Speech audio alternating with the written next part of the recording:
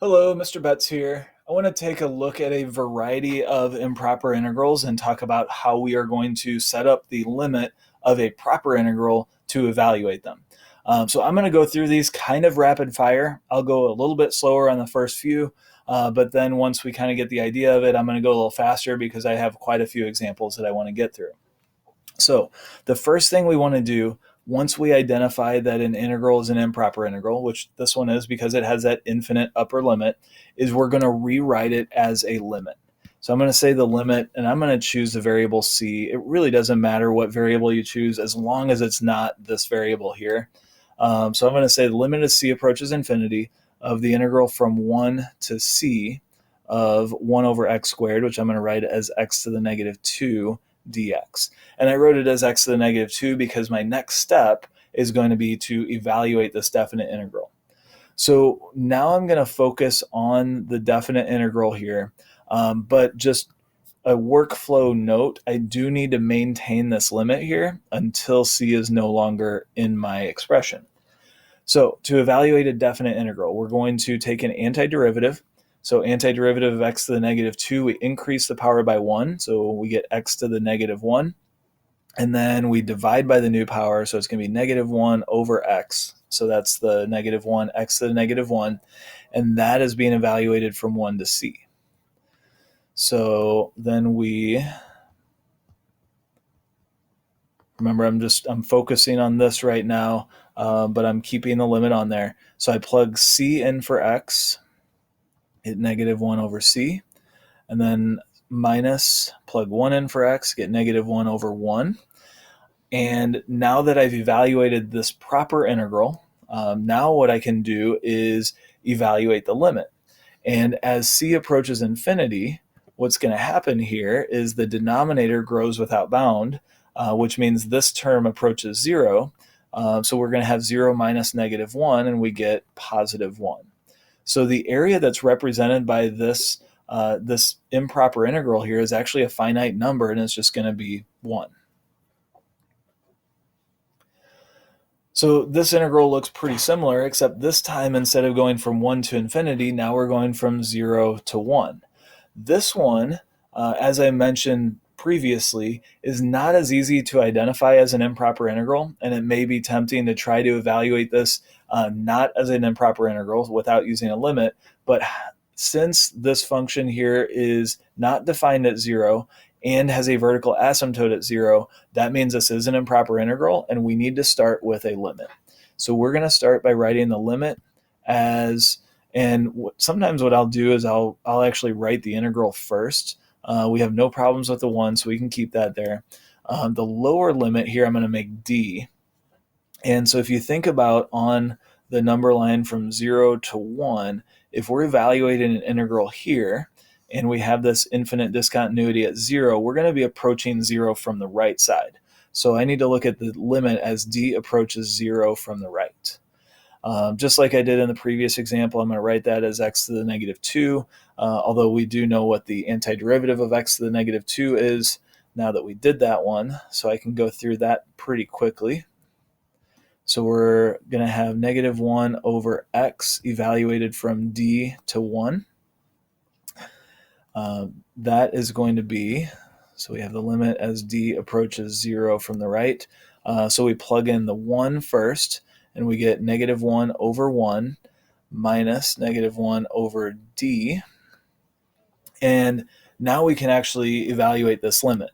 I do want to point out real quick before I move on, though, these parentheses right here are very important. Without those parentheses, the limit technically only applies to the term right next to it. So be sure that you put grouping symbols around things that go together when they are not the only thing in your expression. So now, as d approaches 0, we have a denominator that's approaching 0, specifically 0 from the right. So we have really a positive 1 divided by a number that's positive but close to 0. That's going to be going to positive infinity. So we get 0 or infinity minus 1, which is infinite. So this limit does not exist, which means that the integral diverges.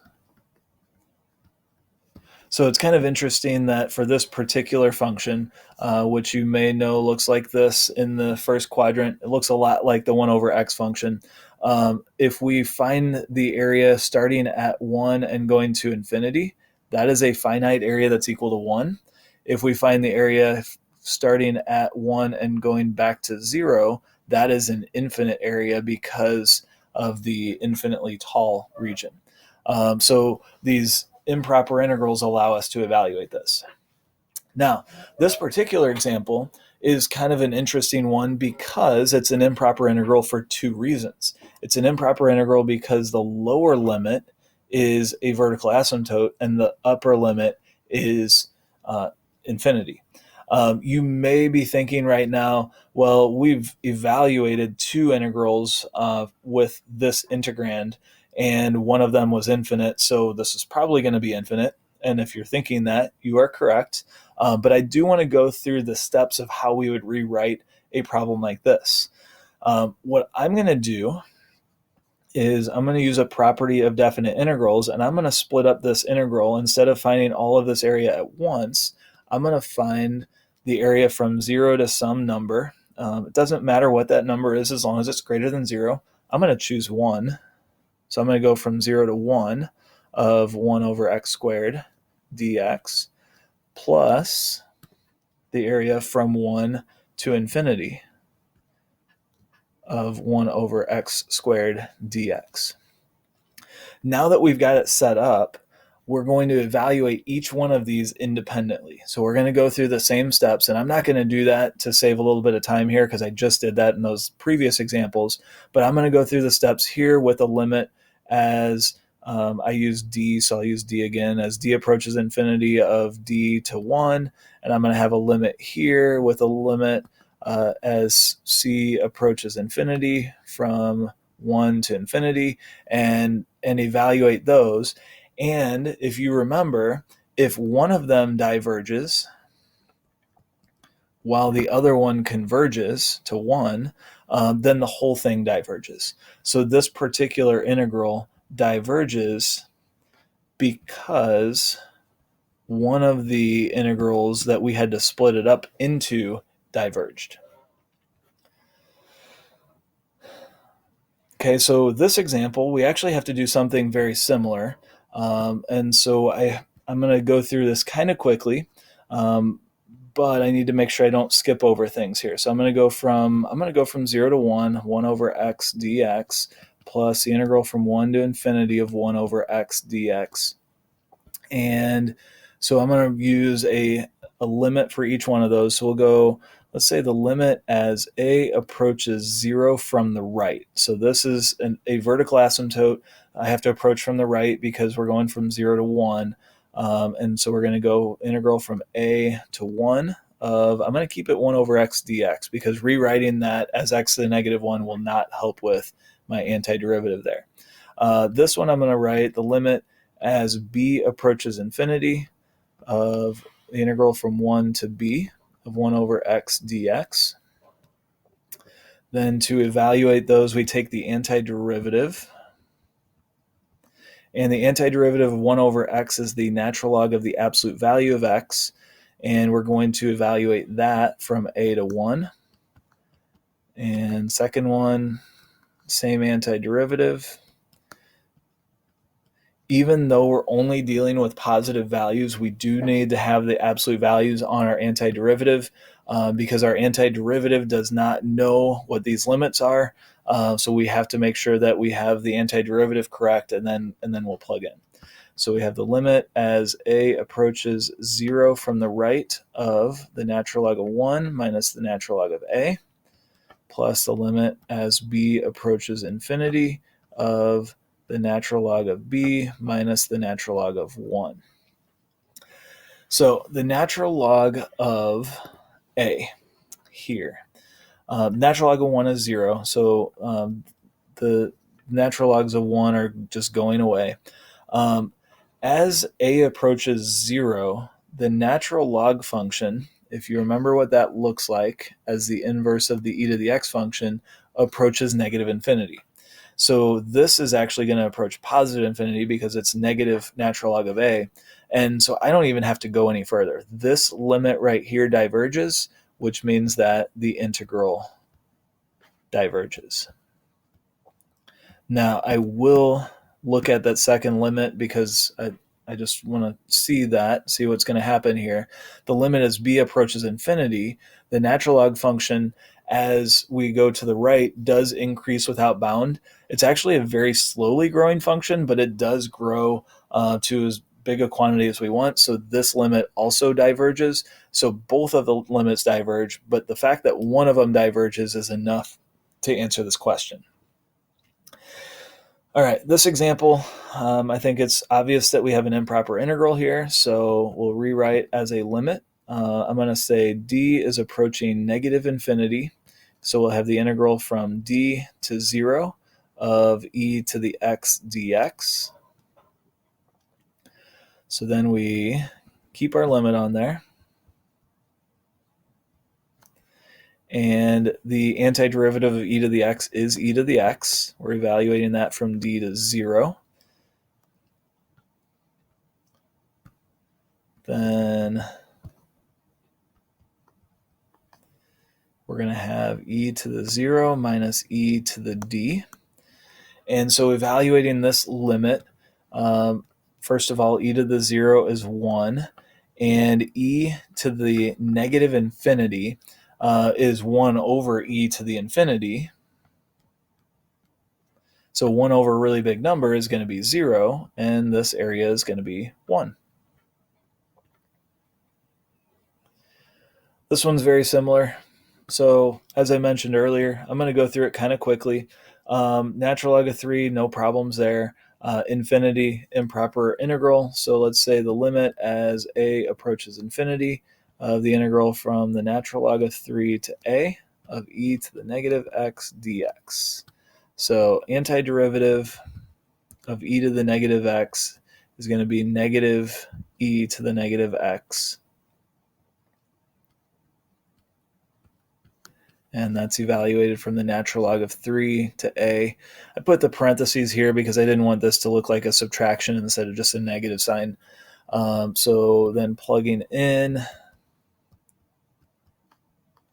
we're going to have negative e to the negative a minus negative e to the negative natural log of 3. So looking at the first term here, it looks like as a approaches infinity, we're going to have e to the negative infinity, negative e to the negative infinity. And so that is going to approach 0. And e to the negative natural log of 3 is the same thing as 1 over e to the natural log of 3. And e and natural logs are inverses of each other, so this is just going to be 1/3.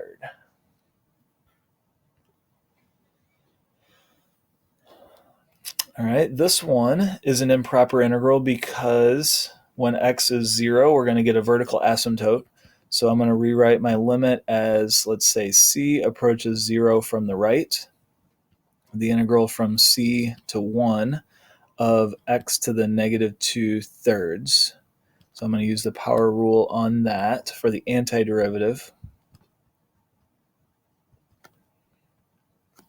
Don't need the integral symbol anymore. So we're going to have x to the 1/3 divided by the new power. So divided by 1/3 is multiplied by 3, evaluated from c to 1. So the limit as c approaches 0 from the right of plugging 1 in for x, we get just 3. Plugging c in for x, we're going to have 3 times the cube root of c. And as c approaches 0, the cube root of c is 0, and we get 3.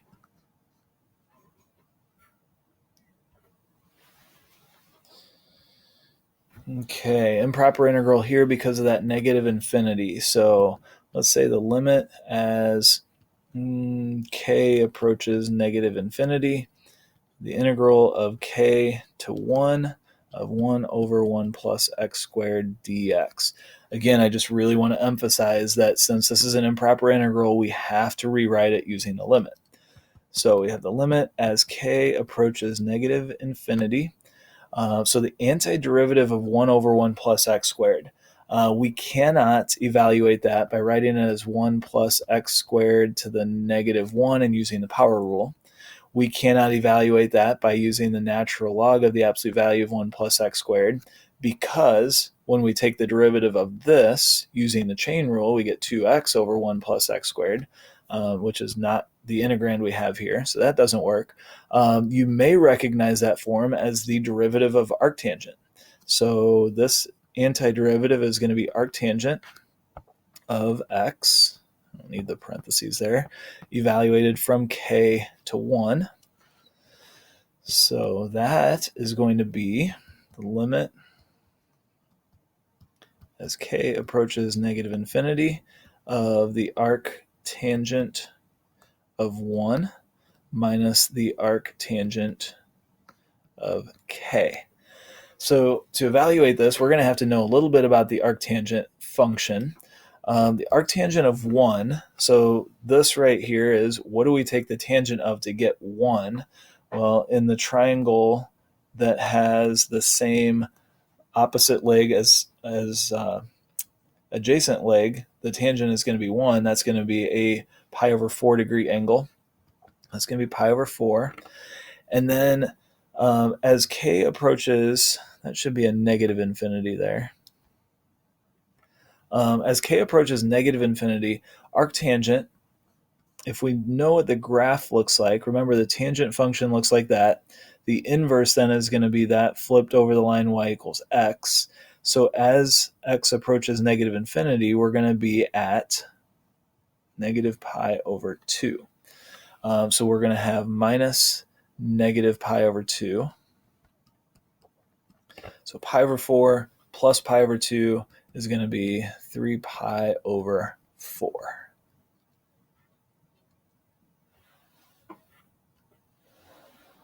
All right, last example. So this one is an improper integral, not because of any problems at 0 or at pi, but because secant is not defined at pi over 2. So remember, secant is 1 over cosine of theta, so this is 1 over cosine squared of theta, and cosine of theta is equal to 0 at theta equals pi over 2. So the problem with this one, being an improper integral, is not at either of the endpoints, but it's at an internal point. So this is an example of one where we have to rewrite it using two separate limits. We're going to go from 0 to pi over 2, and we're going to go from pi over 2 to pi. So I'm going to say the limit as a approaches, so I'm going to 0 to pi over 2. So a is approaching pi over 2, but starting at 0, we're going to approach pi over 2 from the left, of secant squared of theta d theta, plus the limit as b approaches pi over 2 from the right of the integral from b to pi of secant squared of theta d theta. Now, what we're going to do is evaluate each one of these independently, and if they both converge, then we'll have a finite area. So this one is going to be the limit as a approaches pi over 2 from the left, antiderivative of secant squared. So we take the derivative of tangent to get secant squared. So that's going to be tangent of theta evaluated from 0 to a, plus the limit as b approaches pi over 2 from the right of tangent of theta evaluated from b to pi. So we get the limit as a approaches pi over 2 from the left of the tangent of a minus the tangent of 0, plus the limit as b approaches pi over 2 from the right of the tangent of pi minus the tangent of b. So part of this is kind of easy. Tangent of 0 is 0. Tangent of pi is also 0. Because sine of pi is 0, and remember tangent is sine over cosine. Tangent of pi over 2, though, if you picture the tangent graph looks like this, And at pi over 2, tangent is approaching positive infinity. So this is approaching infinity, which means that this limit diverges because it is infinite. And we can say that the integral diverges. Now I want to talk about this just a little bit longer. I know you're excited to be done with this video, but this limit over here also approaches infinity. Now, the tangent, as we approach pi over 2 from the right, goes to negative infinity. And so this is going to be minus negative infinity, which is also infinite. So that one also diverges. I do want to point out that the secant function at pi over 2, I'm just going to kind of clear the page here. So big idea, this integral diverges.